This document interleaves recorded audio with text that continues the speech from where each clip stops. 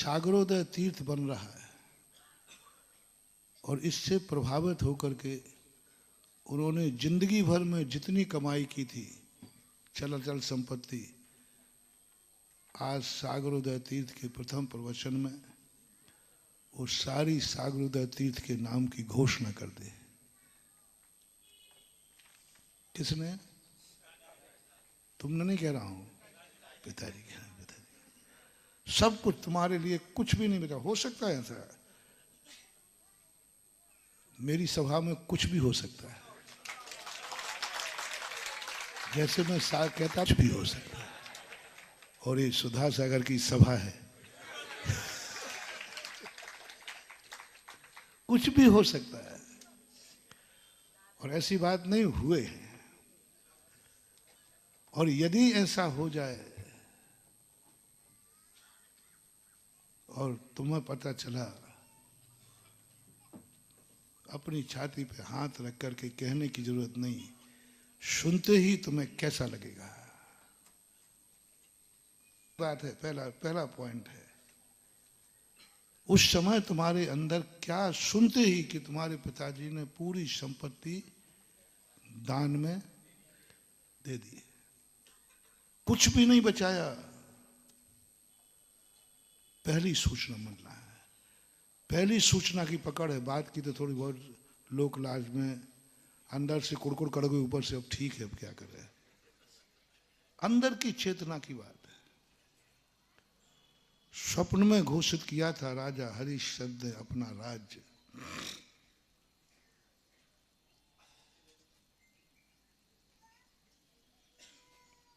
किसी को मालूम नहीं था।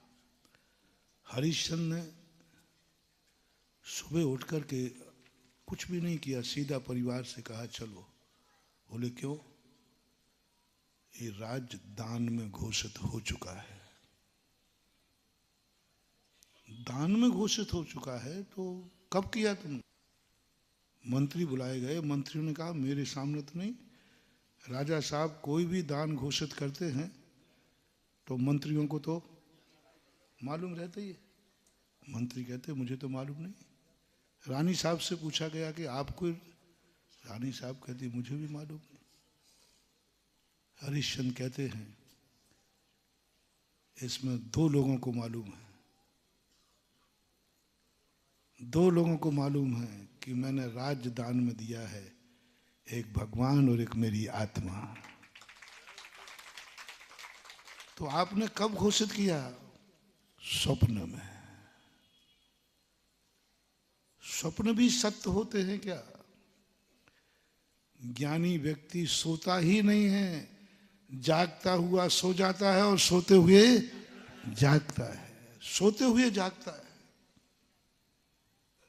ज्ञानी सोता नहीं, सोते हुए जागता है, क्योंकि उस समय भी उसकी असंख्यात गुणी निद्रा होती है। मुनिराज जब सो रहे हैं, दिख रहा है कि तुम्हें सो रहे हैं, वो सोते हुए भी जाग रहे हैं। संकल्प के साथ जो सोते हैं, संकल्प के साथ सोते हैं, पिछी लगा करके सोते हैं, संकल्प करके सोते हैं कि मुझे करवट नहीं बदलना है,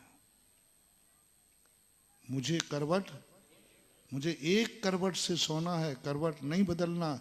ये भाव करते ही सोना बता रहा है कि वे सो नहीं रहे हैं, वे सोते हुए भी जाग रहे हैं। सोते में तो करवट बदल सकता है कि नहीं? तुम तो पूरब को पैर करके सोए थे, सुबह कहाँ मिले? पश्चिम को, और कई बार तो पलंग पे सोए थे और बेहोशी में सोते। और साधु कितना सोता है कि करवट नहीं बदलना, और जैसे करवट बदलने की नौबत आएगी तो उठ के बैठेगा, पीछे लगाएगा पूरे शरीर पर, पाटे पे, तब करवट बदलेगा। जिनका निद्रा में भी करवट नहीं बदलता है, वो बेहोश कहाँ है, वे तो होश में सो रहे हैं।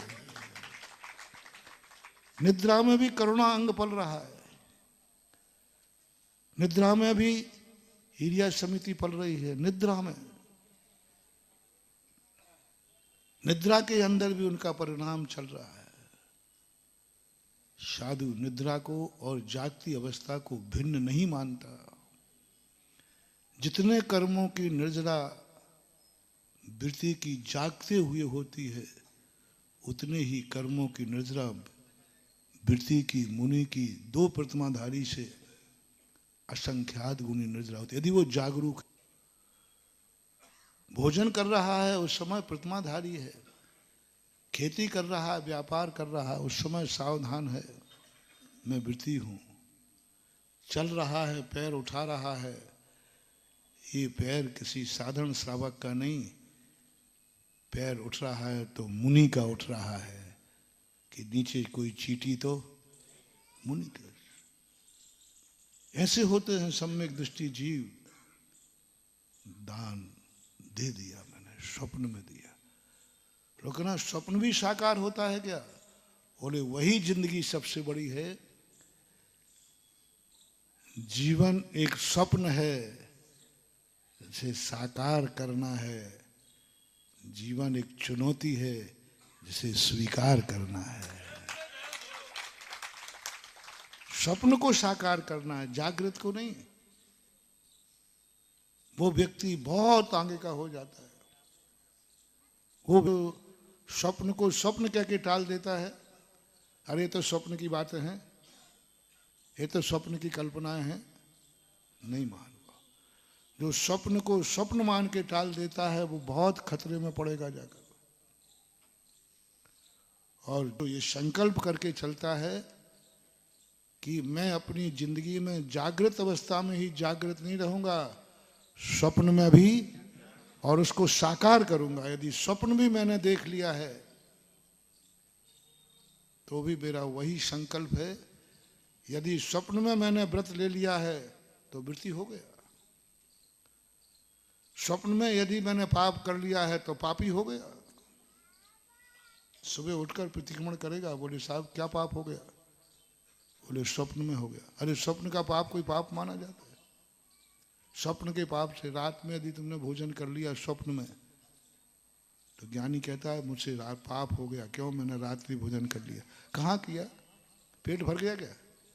कोई जीव मर गया क्या? स्वप्न में रात्रि भोजन करने में क्या पाप लगा बता दो?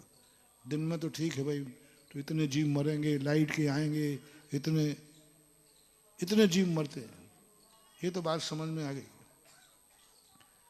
कि जागृत अवस्था में रात्रि में भोजन नहीं करना। सीधी सीधी हिसाब है, जीव मरेंगे ऐसा। लेकिन स्वप्न में रात्रि में भोजन करने में क्या आपत्ति है? कौन से जीव का नुकसान हुआ? कुछ तो नहीं हुआ ना, कोई जीव मरा है ना कुछ हुआ, स्वप्न में खा लिया बस। लेकिन ज्ञानी व्यक्ति स्वप्न का भी उतना ही बड़ा प्रायश्चित लेता है जितना कि जागृत का लेता है।